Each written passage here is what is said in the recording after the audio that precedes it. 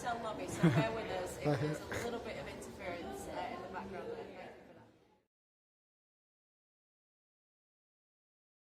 that. So this is Velody reporting for the Followship. We've just had a week in Asheville, North Carolina at the infamous Lindy Focus. Lisa and Fabien, headlining instructors for this week's massive festival, leading the blues track. Guys, it's literally New Year's Day, so a week of focus.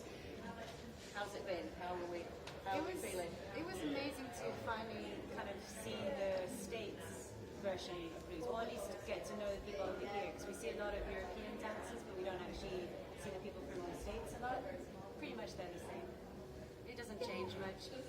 We had a 6-hour track, a master's track with everyone, lots of different levels, but everyone worked really well together, and we got through so much material, so it was amazing to have people who were dedicated to that in a Lindy event, because obviously most people are Lindy pop dancers here. Yeah. Lindy focused, you might say. Excellent, okay.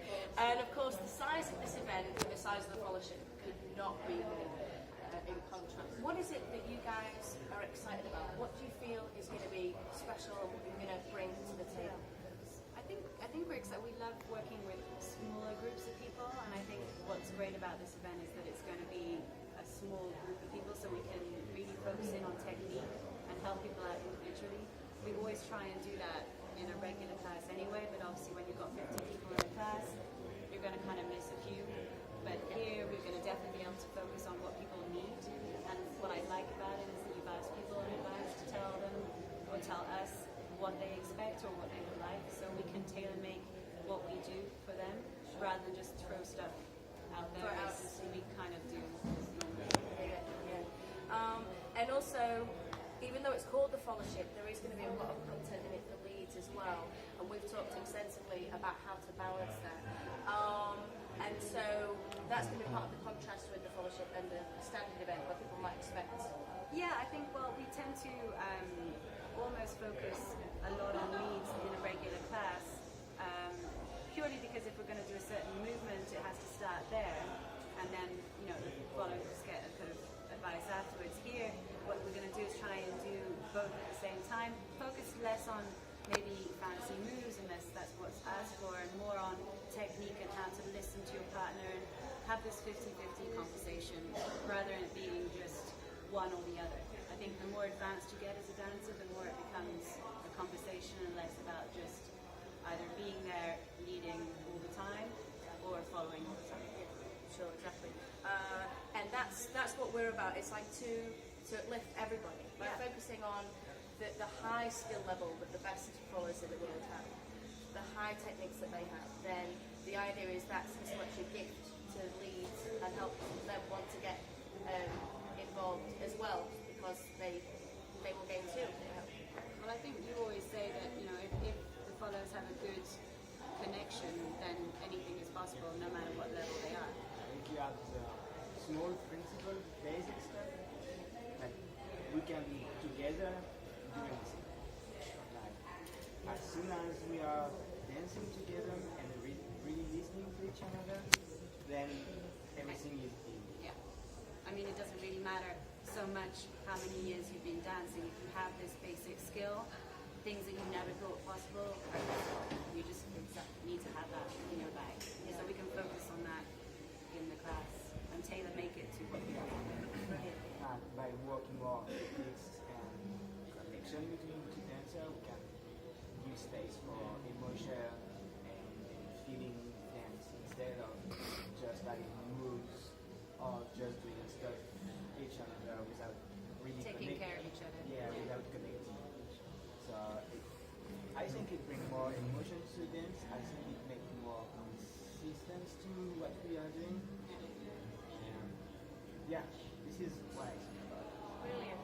And we don't often get the chance to focus on this kind of stuff, but actually, I think that is what defines these dances, is improvisational partner dances that way. You know, as you say, if you're in a workshop and somebody else wasn't in the workshop, then it's like, well, how do we do this thing? Yeah. Because we weren't in it together. Whereas if we're teaching the skills behind that, The fundamentals. then we don't need to of, you know, I have so many follows that kind of say, well, I get let go and then I don't know what to do, or I feel like I'm being led 100% of the time and I don't know how to put my voice in it. So I think those are good things, subjects that could be talked about or worked on, to kind of be able to, as a follow, respect the fact that he asked you as a lead to dance, so, you know, or she, but also be able to put your voice in within the partnership, so that it's not a fight, but it's a conversation. Sure, and I think I like moving away from this idea of, you know, responsibilities on the lead's shoulders to deliver a dance textbook. What can like you do? Cinematography for 3 minutes, and that's what the leader's job is, and the follow's job is to, like, you know, textbook precision, follow that exact story. But actually, if we can shift a little bit that responsibility from the leader's shoulders and allow the fluidity. Well, you love it when you're like, if I have a partner who does stuff, a lot of the time you're inspired by that. And I think sometimes as a follower we kind of tend to hang back and give 100% responsibility to our partner. Whereas, you know, we can kind of relieve the burden a little bit sometimes and also have fun. Be musical in our own way and not just be musical in our partner's way. Sure. And that's the thing where I think we're not necessarily going into the area of switching roles per se, but I think that fluidity of motion and that mutual respect is what we're going for. Yeah. And so, the sort of teamwork, brilliant. We're Manchester, March 4th. There'll be a pre-party and a post-party. We will be throwing the doors wide open. People can ask about Lindy Hop. Yep. They can ask about blues. Yeah. Tango-inspired blues, I think, was one of the subjects you said. Anything that you've seen us do, maybe on YouTube or around, ask us if there's something that you've always wanted to learn, specifically from the style that we do. Go for it. If there's something you have a question on, if we know in advance, we can work on it. So anything is...